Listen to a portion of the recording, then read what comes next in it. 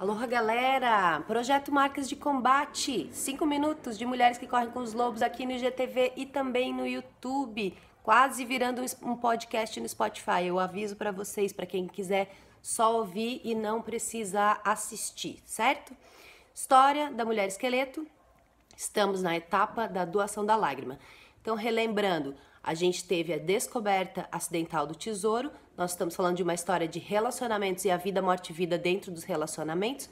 Românticos principalmente, mas também pode ser outras relações de afeto que a gente tenha com pessoas aí ao nosso redor.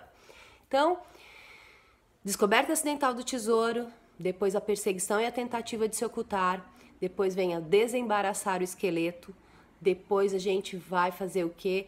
Vai dormir o sono da confiança e então, quando a gente está dormindo, escorre a lágrima, é o sono, a doação da lágrima.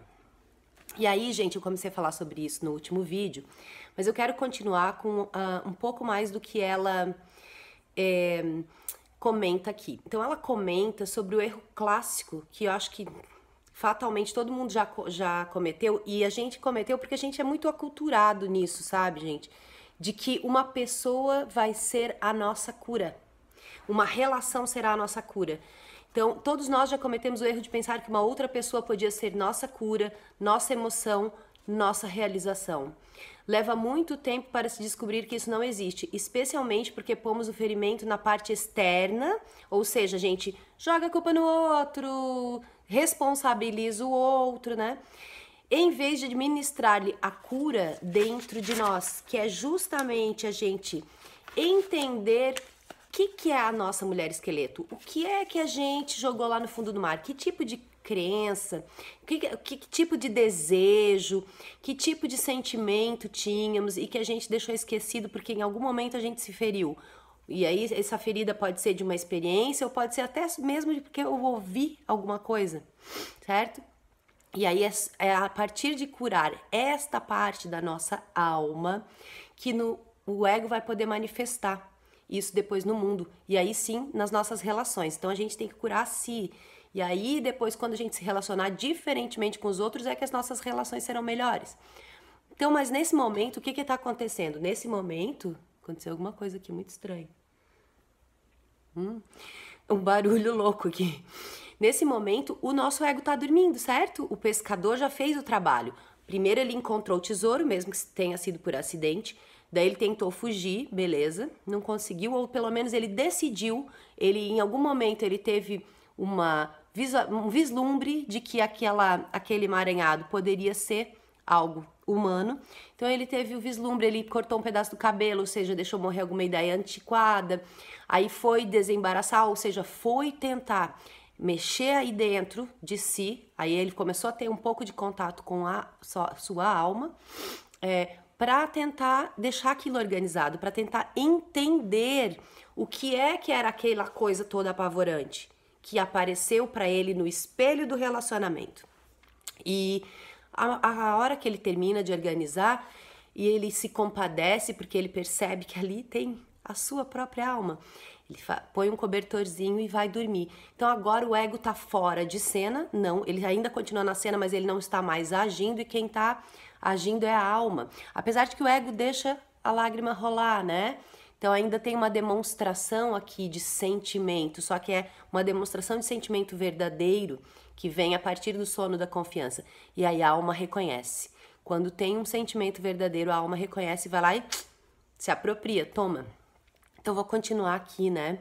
Então, essa lágrima é uma lágrima de saudade de acreditar no amor, saudade de sentir amor que sentimos lá antigamente e a lágrima da compaixão, de ver o que a gente fez conosco mesmo e que outras pessoas fazem consigo e aí um fazendo contra o outro.